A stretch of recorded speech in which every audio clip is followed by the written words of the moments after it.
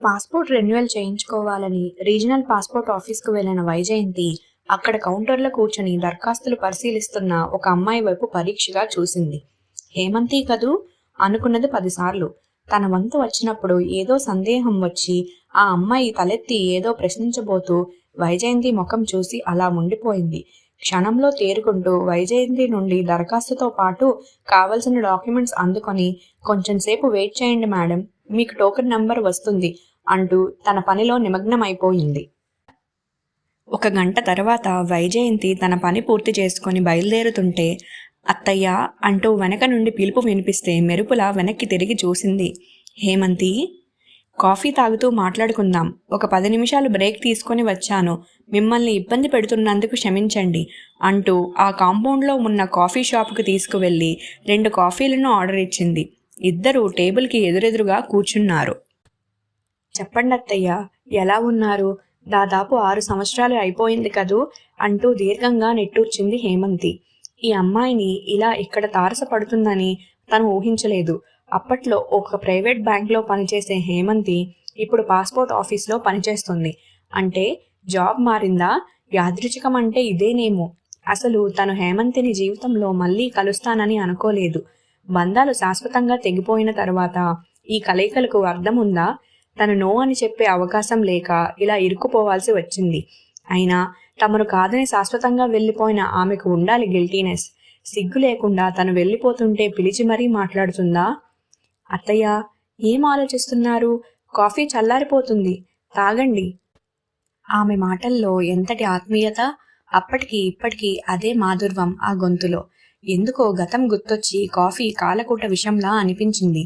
ఆమె సమక్షంలో ఒక క్షణం కూడా ఉండలేని అసహనం.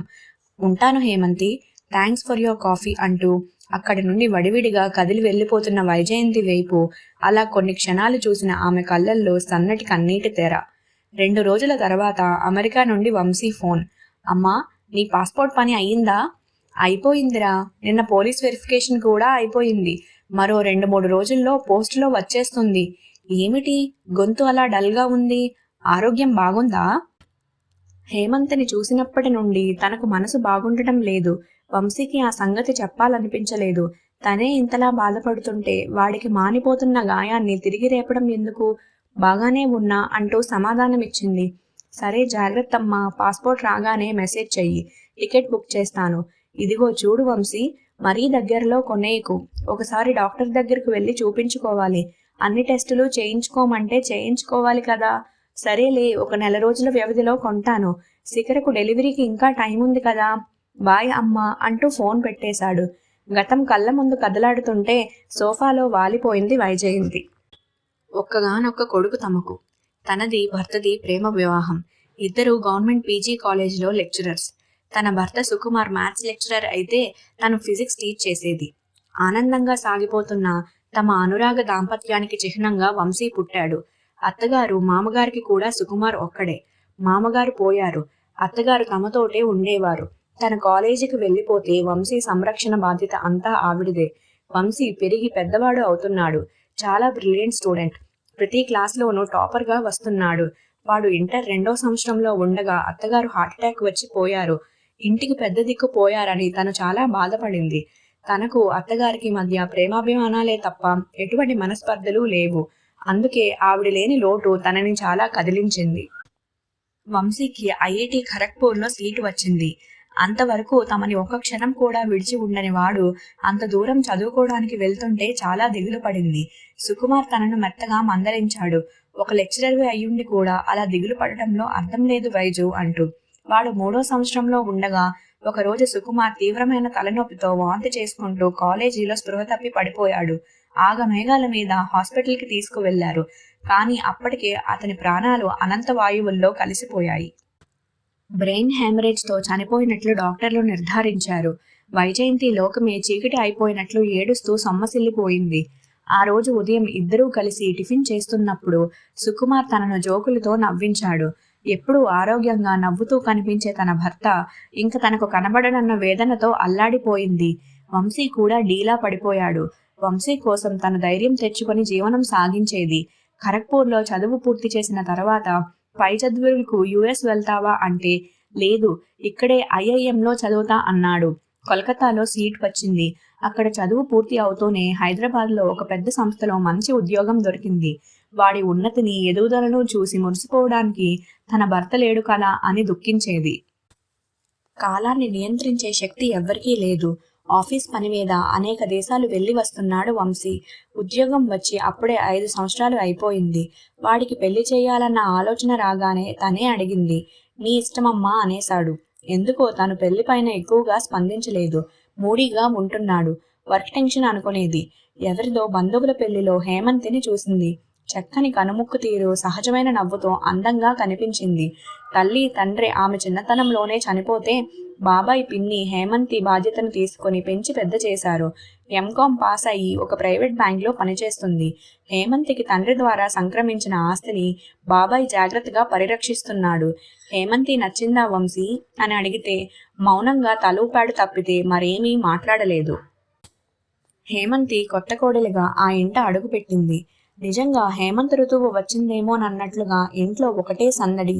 అంతవరకు నిశ్శబ్దం రాజ్యమేలుతున్న ఆ ఇంట్లో హేమంతి రాక కొత్త వెలుగులు విరజిమ్మింది. అత్తయ్య, మీరు కూర్చోండి, నేను చేస్తా అంటూ తనని ఒక్క పని కూడా చేయనిచ్చేది కాదు. ఆ అమ్మాయికి అన్ని పనులు వచ్చు. ఎంతో ఆత్మీయంగా ప్రేమగా తనను చూసుకునేది. హేమంతి రాకతో ఆ ఇంటి సర్వరూపమే మారిపోయింది. వారి పెళ్ళై సంవత్సరం పూర్తయింది. అమెరికాలో స్థిరపడిన చెల్లెలు విశాల తనని అమెరికా రమ్మని చెప్పి వీసా అవి ఏర్పాటు చేసింది.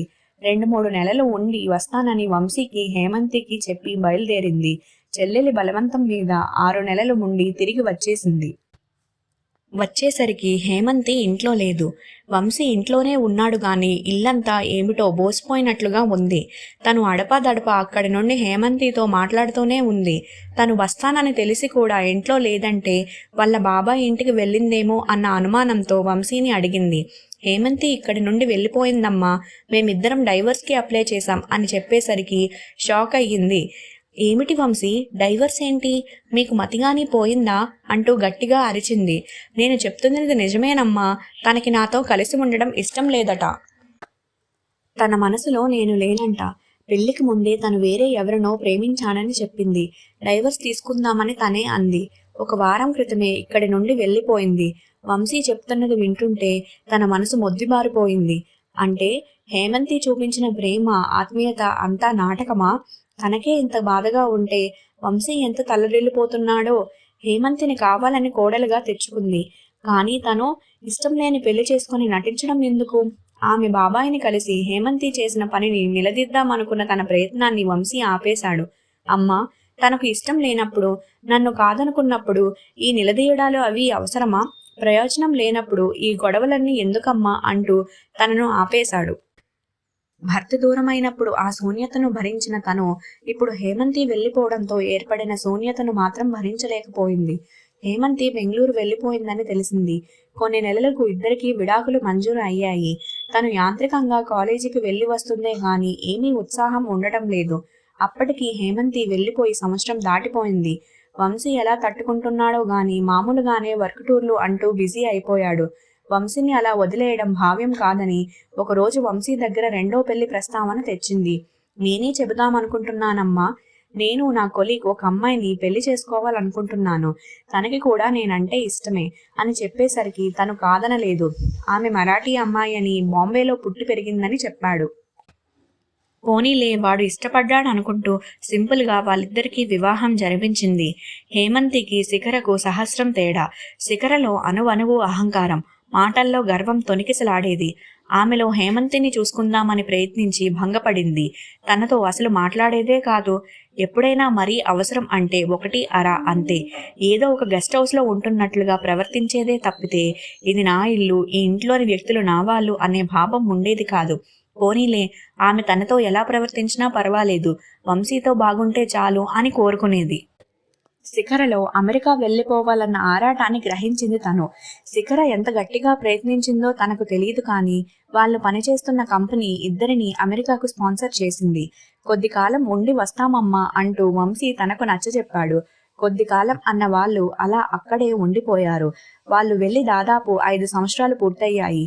శిఖర కన్సీవ్ అయిందని 8 నెలలు పూర్తయ్యాయని డెలివరీ టైంకు రమ్మనమని వంశీ అడుగుతున్నాడు. తను కూడా రిటైర్ అయి 3 నెలలు అయ్యింది. పెళ్ళైన 5 సంవత్సరాలకు వంశీ తండ్రి కాబోతున్నందుకు ఒకవైపు సంతోషంగా ఉన్నా ఎప్పుడు ఫోన్ చేసినా ముక్తసరిగా మాట్లాడే శిఖర ప్రవర్తనకు తను బాధపడుతూనే ఉంది. కానీ సరిపెట్టుకుంటుంది. అమెరికా వెళ్లే రోజు దగ్గర పడడంతో షాపింగ్ చేద్దామని బయలుదేరింది. ఆ రోజు ఆదివారం. దీపావళి పండుగ మరో 4 రోజుల్లో ఉండడంతో షాపులన్నీ కిటకిటలాడుతున్నాయి. తనకు శిఖరకు చీరలు కొందామని షాపింగ్ మాల్కి వెళ్ళింది. షాపింగ్ పూర్తి చేసుకుని బయటికి వస్తున్న తరుణంలో ఎదురుగా హేమంతి, అదే చెక్కు చెదరని చిరునవ్వుతో. అత్తయ్య, ఎలా ఉన్నారు? ఆత్మీయంగా ప్రశ్నిస్తున్న హేమంతికి జవాబు ఇవ్వాలనిపించలేదు. ఏ జ్ఞాపకాల నుండి బయటపడాలని ప్రయత్నిస్తుందో తిరిగి తిరిగి అవే జ్ఞాపకాలు తన ఎదురుగా దోబూచులాడుతుంటే మాటలు రాని దానిలా రాయిలా నిలబడిపోయింది. నా మీద కోపంగా ఉన్నారు కదూ అంటూ ప్రశ్నించిన హేమంతితో, కోపం కాక ప్రేమ ఎలా ఉంటుంది హిమ? ఎంతో ఇష్టంగా కోరి మరీ నిన్ను కోడలిగా తెచ్చుకున్నాను. ఎంతో మురిపెంగా చూసుకున్నాం నిన్ను. కానీ నువ్వు చేసిందేమిటి? నువ్వు వంశీని ఇష్టపడి పెళ్లి చేసుకోలేదని, నీ మనసులో మరెవరో ఉన్నారని, వాడితో సంసారం చేయలేనని చెప్పి పెళ్ళైన 1.5 సంవత్సరం తర్వాత వాడిని విడిచి వెళ్ళిపోయావు. నీకు ఇష్టం లేని పెళ్లి వద్దని ముందే ఎందుకు తిరస్కరించలేకపోయావు? ఎందుకు మమ్మల్ని మభ్యపెట్టావు? నేను వంశీ ఎంత బాధపడ్డామో నీకు అర్థం కాదు.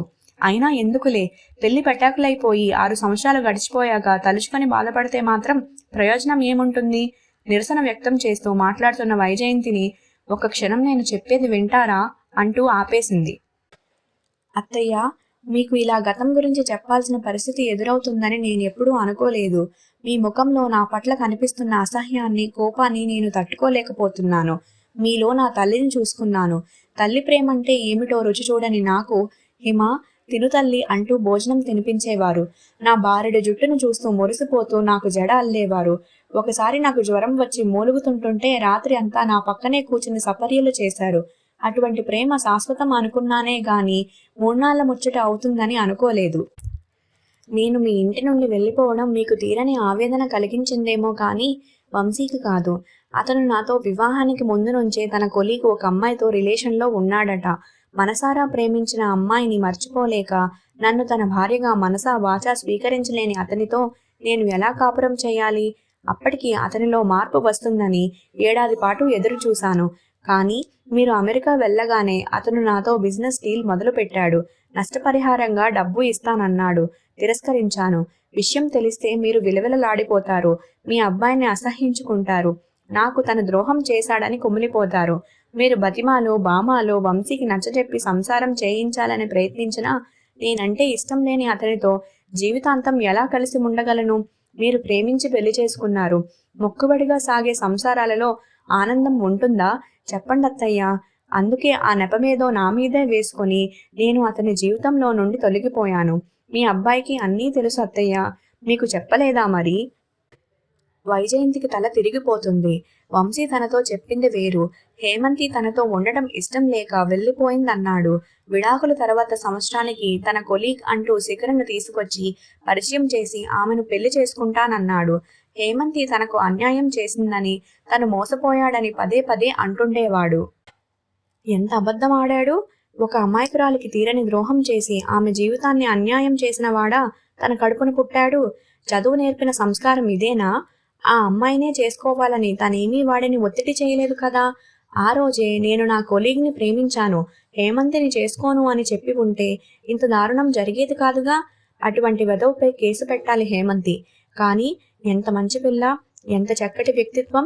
నేను బాధపడతానని వాడు చేసిన తప్పులన్నీ తన మీదే వేసుకొని ఇంకా తన మీద ప్రేమ చూపిస్తున్న హేమంతికి ఏమిచ్చి తను రుణం తీర్చుకుంటుంది? హిమాలయం వంటి ఆమె వ్యక్తిత్వం ముందు తను దోషిగా నిలబడింది.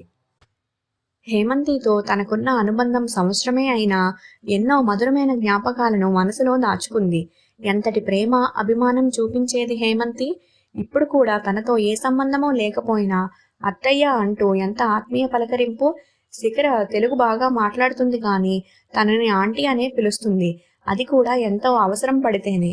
నీ భర్త, పిల్లలు ఏం చేస్తున్నారు హేమంతి అన్న ప్రశ్నకు నేను పెళ్లి చేసుకోలేదు అత్తయ్య, పెళ్లి మీద నమ్మకం పోయింది అనేసి అక్కడి నుండి వీడ్కోలు తీసుకుంది. వైజయంతి ఏదో దృఢ నిశ్చయానికి వచ్చింది. ఆ ఆలోచన రావడంతో మనసు తేలికయ్యింది.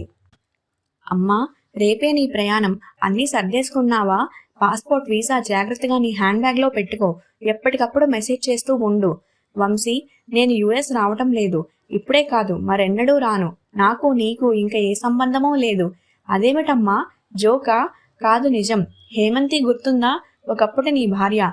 ఇన్నేళ్ల తర్వాత కనబడింది. అసలు విషయం తెలిసింది. నువ్వు ఇంతటి నీచుడమని ఇప్పటిదాకా తెలీదు. ఉంటాను బాయ్ అంటూ ఫోన్ పెట్టేసింది. తన పాస్పోర్ట్, వీసా అన్నిటినీ చింపి అవతల పారేసింది. హేమంతి జీవితానికి ఒక అందమైన బాట ఏర్పరిచి ఆమెకు తగిన న్యాయం చేకూర్చే వరకు తనతో కలిసి ఉండాలని నిర్ణయించుకుంది. కోడలిగా దూరమైన ఆ బంగారు తల్లిని కూతురిగా ఇంటికి తీసుకొచ్చుకోవాలని హేమంతి పనిచేసే పాస్పోర్ట్ ఆఫీస్కు ఆ క్షణమే బయలుదేరింది వైజయంతి.